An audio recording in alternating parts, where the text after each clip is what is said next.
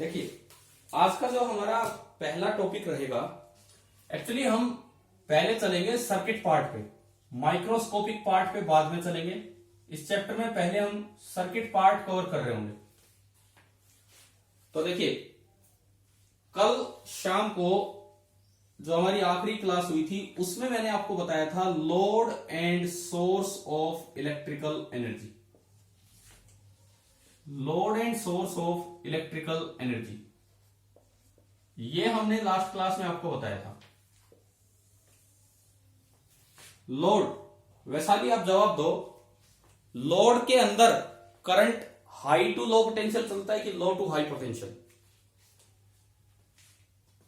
हाँ, लोड वो चीज है जिसके अंदर करंट चले high potential to low potential उस डिवाइस के अंदर, और इसी तरह सोर्स वो चीज थी जिसके अंदर करंट चले low potential to high potential.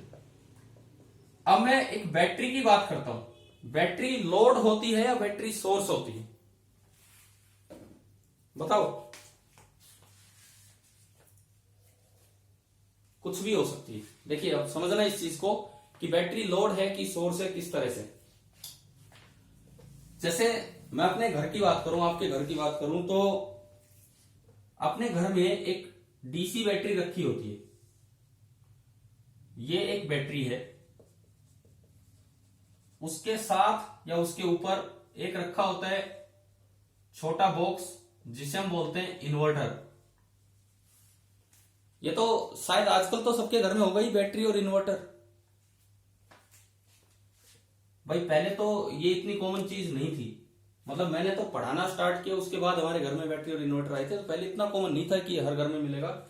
तो एक बैटरी और एक इन्वर्टर। इन्वर्टर छोटा डिब्बा होता है, बैटरी बड़ी सी जो रखी होती है उसके साथ। ये डीसी बैटरी होती है। अब सुने, ये सोर्स है कि लोड है, मैं आपको दिखाता हूं। ये हमारे घर में कोई पंखा है, ये हमारे घर में कोई फैन है, कोई भी डिवाइस, पावर हाउस से डायरेक्ट सप्लाई आ रही है। ये जो आपका सबस्टेशन होता है, आपके घरों के आसपास जो सबस्टेशन है, देखो बड़ा अच्छा टॉपिक है ये करंट इलेक्ट्रिसिटी। एक एक चीज हमारे घर से, हमारे आसपास की चीजों से रिलेट होगी। आपको कुछ नई बातें पता लगती रहेगी कि भाई क्या है क्या नहीं। जो सबस्टेशन होता है, जिसको हम पावर हाउस भी बोल देते हैं, वो पावर हाउस तो नहीं होता, वो सबस्टेशन ही होता है। बिजली बनती थोड़ी वहां पे। तो सबस्टेशन से जो सप्लाई आती है वो घर में एसी आ रही होती है, अल्टरनेटिंग करंट, और उससे पंखा घूमने लग रहा होता है, उससे पंखा घूमता रहता है। अब देखिए, जब सप्लाई आती है तो बैटरी चार्ज हो रही होती है कि बैटरी डिस्चार्ज होती है? जिस वक्त बाहर से सप्लाई आ रही है घर में, उस वक्त जो घर में बैटरी रखी है वो चार्ज हो रही होती है या डिस्चार्ज होती है? चार्ज। चार्ज होने का मतलब वो लोड की तरह काम करती है। और ढंग से सुनो क्या होता है। एक इन्वर्टर के अंदर, मैं इन्वर्टर इधर बनाता हूं, इन्वर्टर के अंदर देखो, न्यूमेरिकल एक बात की बात है, पहले आप इस चीज को समझे जो मैं समझा रहा हूं। सबस्टेशन से एसी आया, दरअसल ये इन्वर्टर में दो पार्ट होते हैं, हम बोल देते हैं उसे इन्वर्टर। उसके अंदर एक होता है रेक्टिफायर, जो आपके 12th क्लास में सिलेबस में है, बाद में लास्ट यूनिट में, और एक होता है इन्वर्टर। इसके अंदर रेक्टिफायर भी होता है और इन्वर्टर भी होता है। रेक्टिफायर का काम होता है कि वो एसी को डीसी में कन्वर्ट करता है। Alternating current AC, direct current DC. अगर करंट की डायरेक्शन वायर में चेंज नहीं हो रही है तो वो डीसी है, और करंट की डायरेक्शन बार बार चेंज होती है तो वो एसी है। ये डिफरेंस होता है। तो देखिए, बाहर से सबस्टेशन से आया एसी, रेक्टिफायर उसे डीसी में कन्वर्ट करके बैटरी के पास पहुंचाता है, और जिससे बैटरी चार्ज हो रही होती है। तो आप ये बताओ, जब पावर हाउस से सप्लाई आ रही है, ये मेरी बैटरी है, मैं इसको ए बोलता हूं, इसको बी। तो जब पावर हाउस से सप्लाई आ रही होगी तो बैटरी चार्ज हो रही है, तो मतलब वो लोड की तरह काम करेगी या सोर्स की तरह? लोड की तरह। जैसे पंखा बिजली ले रहा है, वैसे ये बैटरी बिजली ले रही है। तो एक बार यूं बताओ, उस समय बैटरी में करंट ए से बी जाएगा या बी से? उधर देख के बताओ।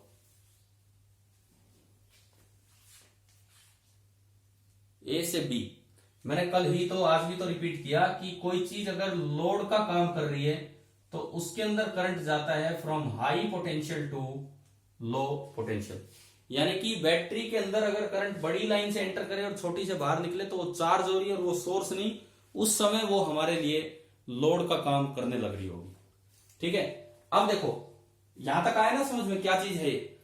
अब सपोज कीजिए बाहर से लाइट गई, आजकल तो पता ही नहीं लगता बिजली गई, पहले बड़ा पता लगता था क्योंकि बिजली गई रहती थी आधी बार, और तब इन्वर्टर भी नहीं थे तो पता ही रहता था कि लाइट गई और अब लाइट आ गई। अब तो कोई इतना आइडिया ही नहीं लगता हम लोगों को। तो मान लो बाहर से सप्लाई गई, अब सप्लाई गई तो ना इसको सप्लाई मिल रही है ना रेक्टिफायर को सप्लाई मिल रही है। अब कौन स्टार्ट होगा? अब स्टार्ट होगा ये डीसी बैटरी का काम। अब आपके घर को एनर्जी देगी डीसी बैटरी, लेकिन इन पंखों की तो आदत है एसी पे काम करने की, तो उसके लिए बना होता है इन्वर्टर। इन्वर्टर क्या करता है, यहां से जो डीसी सप्लाई आएगी सबसे पहले वो इन्वर्टर में जाएगी, और इन्वर्टर उस डीसी को किस में कन्वर्ट करता है? एसी में। और फिर वो एसी पंखे तक वैसे ही पहुंच जाएगा जैसे बाहर से एसी आ रहा था, एंड पंखा घूमना स्टार्ट कर देता है। तो ये काम है डीसी बैटरी का। अब ये बताओ, अब इस समय ये बैटरी सोर्स का काम कर रही है कि लोड का काम कर रही है? सोर्स। यानी कि अगर इस समय आप घर पे इस बैटरी को देखें तो बताइए बैटरी में से करंट किधर से किधर जाएगा? ए से बी, बी से ए, फिर दोबारा गलत। अरे जब ये सोर्स का काम कर रही है तो करंट कैसे आएगा? लो टू हाई, यानी कि ये सोर्स का काम करेगी बी टू ए। आप एक बार ये बताओ, ये पूरा मैकेनिज्म समझ में आया कि नहीं? लोड और सोर्स का यूज क्या है इसमें, क्लियर है? ठीक है, आप बोलते रहो, मैं आपके माइक ऑफ नहीं करवा रहा इसीलिए ताकि थोड़ा लगे मुझे कि यहाँ लाइव क्लास चल रही है।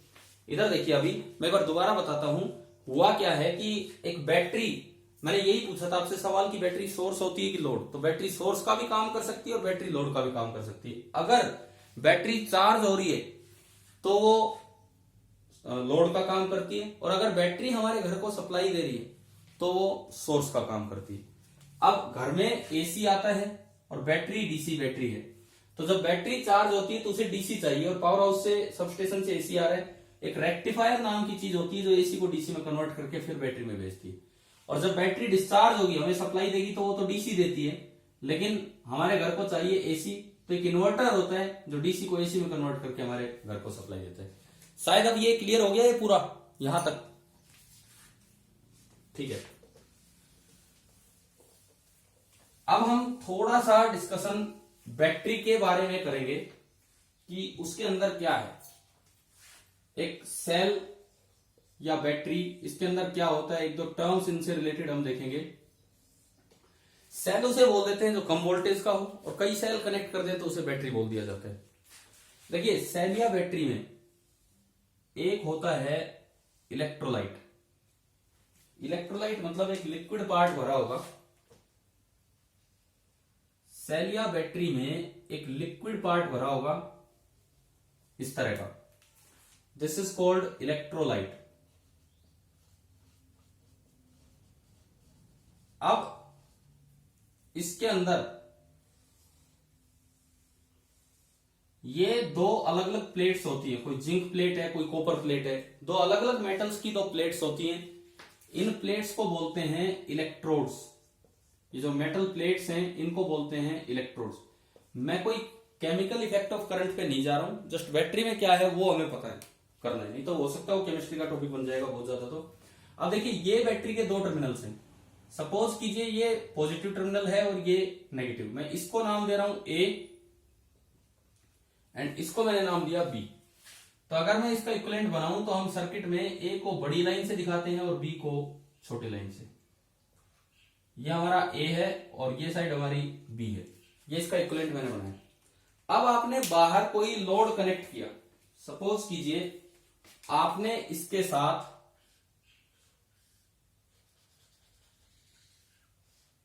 बाहर कोई लोड कनेक्ट किया जिसकी रेजिस्टेंस है आर।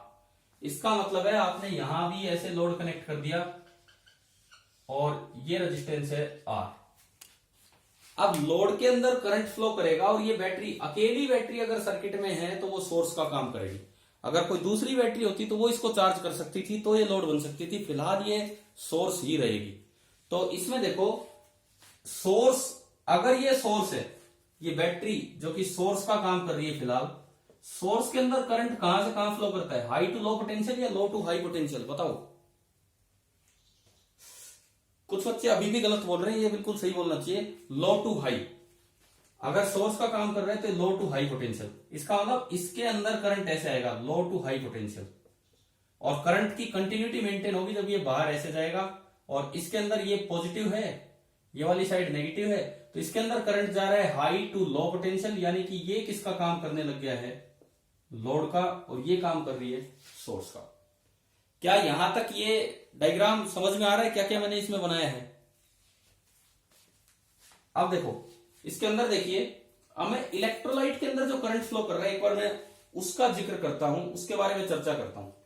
ये एक मेटल की प्लेट है और ये एक मेटल की प्लेट है। आप ये बताओ, अगर करंट इधर आया तो पॉजिटिव आइन किधर चलेगी और नेगेटिव किधर। ये मैं क्लियर कर दूं, लिक्विड के अंदर कैरियर के रूप में आइंस होते हैं, ना कि इलेक्ट्रॉन। सॉलिड मेटल है तो उसमें इलेक्ट्रॉन चलते हैं, लिक्विड के अंदर पॉजिटिव और नेगेटिव आइंस चलते हैं। तो आप बताइए कि इस बीच वाले पार्ट में पॉजिटिव आइन जो है इलेक्ट्रोलाइट की, वो किधर चल रही होंगी और नेगेटिव आइन किधर चल रही होंगी। अगर करंट ऐसे है तो इसका नाम ए है और इसका नाम बी है। बताओ positive ion B to A या A to B. B to A, क्योंकि करंट की डायरेक्शन होती है फ्लो ऑफ पॉजिटिव चार्ज या opposite to flow of negative charge. इसका मतलब इसके अंदर जो पॉजिटिव आयन है वो तो चल के आ रही है इधर बी टू ए, और नेगेटिव आयन किधर जा रही है, negative ion A to B, negative ion जा रही है इधर, तब जाके ये करंट फ्लो मेंटेन होगा। भाई डायग्राम नजर आ रहे हैं ना सभी को, ठीक है ठीक है ठीक है। देखो अब एक बार मैं थोड़ा इलेक्ट्रिक फील्ड की तरफ देखता हूं। ये एक प्लेट है हाई पोटेंशियल, ये एक प्लेट है लो पोटेंशियल। आप बताओ इलेक्ट्रिक फील्ड की direction from high to low potential होती थी या low to high potential. Electric field की डायरेक्शन, इलेक्ट्रिक फील्ड की डायरेक्शन में पोटेंशियल डिक्रीज करता था कि इंक्रीज। पोटेंशियल वाले चैप्टर में पढ़ा था हमने, इलेक्ट्रिक फील्ड की डायरेक्शन में पोटेंशियल डिक्रीज करता है कि इंक्रीज, बताइए बताओ यार, आप जवाब ही नहीं दे रहे हो। फील्ड की डायरेक्शन में पोटेंशियल इंक्रीज करता है या डिक्रीज करता है, डिक्रीज करता है। फील्ड की डायरेक्शन में लगातार पोटेंशियल डिक्रीज करता है, यानी कि इलेक्ट्रिक फील्ड की डायरेक्शन होती है from high potential to low potential. इसीलिए मैंने आपको बताया था उस समय पोटेंशियल वाले चैप्टर में, positive charge has a tendency to flow from high potential to low potential, क्योंकि फील्ड की डायरेक्शन वो होती है। Negative charge has a tendency to flow from low potential to high potential, क्योंकि फील्ड की direction उससे opposite होती है। क्लियर है ना, ये बातें कुछ याद आ रही होंगी पोटेंशियल वाले चैप्टर से। अब देखो यहां सुनो, यहां उल्टा काम हो रहा है। फील्ड की डायरेक्शन तो है positive to negative, high to low potential. ये जो मैंने रेड कलर से दिखाया है, this is the direction of electric field. तो पॉजिटिव चार्ज को तो चलना चाहिए था उधर और नेगेटिव को चलना चाहिए था अपोजिट डायरेक्शन में, लेकिन हो क्या रहा है बैटरी के अंदर, पॉजिटिव चार्ज तो चल के आ रहा है फील्ड से अपोजिट और नेगेटिव चार्ज चल के जा रहा है फील्ड की डायरेक्शन में। क्या ये अपोजिट काम जो हो रहा है, क्या ये समझ में आया कि नहीं आया? एक बार जवाब दो, क्या आपको ये समझ में आ गया कि फील्ड जो चाह रहा था उससे अपोजिट मोशन हो रहा है यहां पॉजिटिव और नेगेटिव आइंस का? ठीक है, अब ये अपोजिट मोशन करवाने के लिए बैटरी को अपनी केमिकल एनर्जी लगानी पड़ी है। बैटरी को इस इलेक्ट्रिक फील्ड से मोशन नहीं हो रहा, अगर इस इलेक्ट्रिक फील्ड से मोशन होता तो ये उधर जाता और ये इधर आता। इसके लिए बैटरी ने कोई अपना फोर्स लगाया होगा जिसे हम बैटरी फोर्स बोल देते हैं, और वो उसकी केमिकल एनर्जी से जनरेट होता है जो बैटरी में एनर्जी स्टोर्ड होती है। यानी कि ये वाला जो मोशन है, motion of charge carriers, motion of charge carriers, charge carriers का मतलब है ions inside the electric field, inside the electrolyte. Electrolyte के अंदर जो ये मोशन है इज नॉट ड्यू टू ई, ये ई की वजह से नहीं है, नहीं तो ये अपोजिट हो जाता, but is due to some battery force. ये जो मोशन है this is due to some battery force, battery ने कोई फोर्स लगाया है, बैटरी ने कोई फोर्स लगाया है, उसकी वजह से ये मोशन बना है। और इस फोर्स का, ये जो फोर्स का ओरिजिन है, ये फोर्स जनरेट कहां से होगा? केमिकल एनर्जी ऑफ बैटरी वो यूज हो रही है। बैटरी के अंदर कोई केमिकल एनर्जी स्टोर्ड है, वो यूज हो रही है, जिसकी वजह से ये फोर्स बन रहा है, जिसकी वजह से मूव कर रहे हैं। इसका मतलब बैटरी को एक एक्स्ट्रा वर्क करना पड़ा है आयंस के ऊपर इस करंट को मेंटेन करवाने के लिए। तो यहां पे जो पहली टर्म डिफाइन होगी, बैटरी से रिलेटेड दो टर्म्स में डिफाइन कर रहा हूं। जो पहली टर्म डिफाइन होगी that is called EMF of battery. अब ईएमएफ का मतलब सुनो, ईएमएफ होता है electromotive force. Electromotive force, actually this is a misleading name, ये फोर्स नहीं है। This is a misleading name, this is not a force, ये फोर्स नहीं है। ये बैटरी फोर्स को नाम देना चाह रहे थे लेकिन वो बन कुछ और गया। भाई हम तो यहां बैटरी फोर्स बोल रहे हैं, वो नाम दे दिया गया इलेक्ट्रोमोटिव फोर्स। ये फोर्स नहीं है। दरअसल इसकी डेफिनेशन क्या होती है? सिंबल इसका ई होता है कि बैटरी ने इन इलेक्ट्रोलाइट के आयंस को एक टर्मिनल से दूसरे टर्मिनल तक मूव करवाने में जो वर्क किया, दैट वर्क डन पर unit charge is called EMF. EMF का मतलब है work done by battery force, work done by battery force per unit charge of electrolyte. Work done by battery force per unit charge of electrolyte. आप ये समझिए कि normally अगर battery कोई काम नहीं करती तो ये मोशन होता ही नहीं, क्योंकि फील्ड तो इससे अपोजिट मोशन करवाता, फिर करंट ही मेंटेन नहीं होता। करंट मेंटेन करवाना है तो आपको पॉजिटिव इधर लाने पड़ेंगे और नेगेटिव उधर। उसके लिए बैटरी ने अपनी केमिकल एनर्जी से कुछ एनर्जी यूज की और इनको मूव करवाया। जो फोर्स लगाया उसे बोलते हैं battery force. And work done by battery force per unit charge of electrolyte, this is known as EMF of the battery. EMF का क्या मतलब है? क्या ये क्लियर हुआ कि नहीं? ठीक है, अब एक बार आप ईएमएफ की यूनिट बताओ यहां से देख के। न्यूटन तो है नहीं, ये तो श्योर है कि इसकी यूनिट न्यूटन नहीं है क्योंकि ये फोर्स नहीं है। वर्क डन की यूनिट क्या होती है? जूल, और चार्ज की कूलम। तो इसकी यूनिट बनी जूल पर कूलम। एंड जूल पर कूलम तो बाय चांस वोल्ट होता था। हम पोटेंशियल डिफाइन करके आए, उसमें भी हमने पढ़ा जूल पर कूलम इज वोल्ट। इसका मतलब जो एसआई यूनिट ऑफ ई होगा, SI unit of E that is 1 joule पर कूलम, और यू कैन से 1 वोल्ट। अब अगर कहीं लिखा हो कि ये बैटरी है 20 वोल्ट की, आप कैपेसिटेंस चैप्टर करके आए, बिना बैटरी की डिटेल जाने आपने बैटरी के बारे में वहां पढ़ा। अगर आप ये पढ़ के आते हैं कि कैपेसिटेंस है 20 वोल्ट का, ना बैटरी है 20 वोल्ट की, तो इसका मतलब उसका ईएमएफ 20 वोल्ट है, कि उसने यूनिट चार्ज पे जो वर्क किया होगा इधर से उधर लाने में, वो 20 जूल है। ये मतलब होता है ईएमएफ का।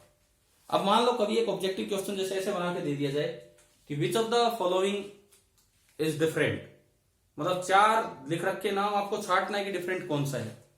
Tension, weight, spring force, electromotive force, तो इनमें डिफरेंट कौन सा है? Tension, weight, spring force, electromotive force. हाँ, क्योंकि बाकी 3 तो असल में फोर्स थे।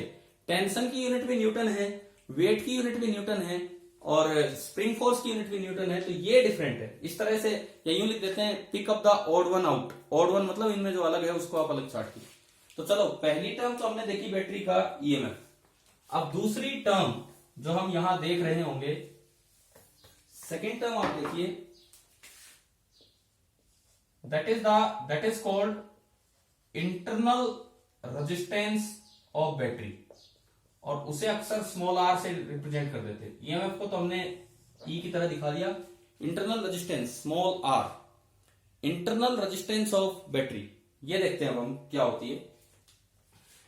देखो, कोई भी लिक्विड नॉन विस्कस नहीं होता। हमने विस्कोसिटी थोड़ा पढ़ी है +1 फ्लूइड मैकेनिक्स में। कोई भी लिक्विड नॉन विस्कस नहीं होता, तो कुछ ना कुछ विस्कोसिटी है, कुछ ना कुछ विस्कोसिटी यहां है जो अपोज कर रही होगी इस मोशन को। ये जो पॉजिटिव आइन इधर से इधर आ रही है, नेगेटिव आयन उधर से उधर जा रही है। विस्कोसिटी का मतलब था कि एक लेयर दूसरी लेयर के मोशन को अपोज करती है।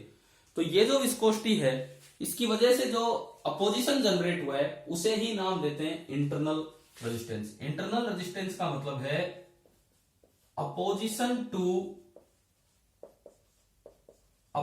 To the flow of ions due to viscosity of electrolyte. Due to viscosity of electrolyte, electrolyte की विस्कोसिटी की वजह से कितना अपोजिशन हो रहा है उसे हम बोलते हैं इंटरनल रेजिस्टेंस। और इंटरनल रेजिस्टेंस का क्या नुकसान है मैं अभी इसी क्लास में आपको बताऊंगा। इंटरनल रेजिस्टेंस का क्या नुकसान है वो हम देख रहे होंगे इसके साथ ही। पहले आप ये समझिए, ये मिटा दूं मैं एक बार, ये आ गया ना डायग्राम समझ में। मैं एक बार वो फैक्टर्स आपको बता दूं कि ईएमएफ किन चीजों पे डिपेंड करता है और जो इंटरनल रेजिस्टेंस है बैटरी की वो किन चीजों पे डिपेंड करती है। पहली बात जो हमने पढ़ा, ईएमएफ इट डिपेंड्स ऑन, एक तो नेचर ऑफ प्लेट्स कि भाई आपने प्लेट कौन सी डाली है, कॉपर, जिंक है या और कोई मटेरियल है। एक तो नेचर ऑफ प्लेट्स, एंड दूसरी बात ईएमएफ डिपेंड करता है नेचर ऑफ इलेक्ट्रोलाइट पे भी। एक तो ईएमएफ डिपेंड करता है नेचर ऑफ प्लेट्स पे, एंड दूसरी बात ईएमएफ डिपेंड करता है नेचर ऑफ इलेक्ट्रोलाइट्स पे भी। अब मैं बात करूं इंटरनल रेजिस्टेंस की।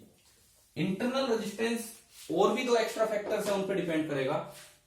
पहली बात नेचर ऑफ प्लेट्स कि आपने इलेक्ट्रोड कौन से मटेरियल के डाले हैं। दूसरी चीज नेचर ऑफ इलेक्ट्रोलाइट, यानी कि जिन फैक्टर्स पे ईएमएफ डिपेंड करता है उन पे तो इंटरनल रेजिस्टेंस भी डिपेंड करता है।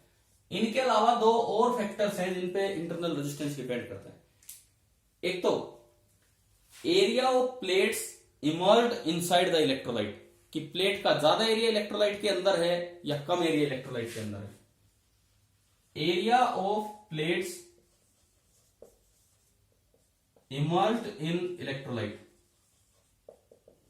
Area of plates emerged in electrolyte, एक तो इस बात पे डिपेंड करेगा। और एक और चीज separation between the plates, separation between the plates. एक बार भाई फैक्टर्स आप याद कीजिए क्या क्या है। मैंने पहले बताया जो ईएमएफ है, ईएमएफ दो चीजों पे डिपेंड कर रहा है। कौन सी दो चीजें? एक तो नेचर ऑफ प्लेट, जो आपने प्लेट डाले वो किस मटेरियल के बने हैं, और एक नेचर ऑफ इलेक्ट्रोलाइट, जो आपने सॉल्यूशन नीचे लिया है वो कौन सा है, बस। लेकिन जो इंटरनल रेजिस्टेंस है वो चार चीजों पे डिपेंड कर रही है। नेचर ऑफ प्लेट, इलेक्ट्रोलाइट, इन दोनों के नेचर पे तो डिपेंड कर ही रहा है। एक और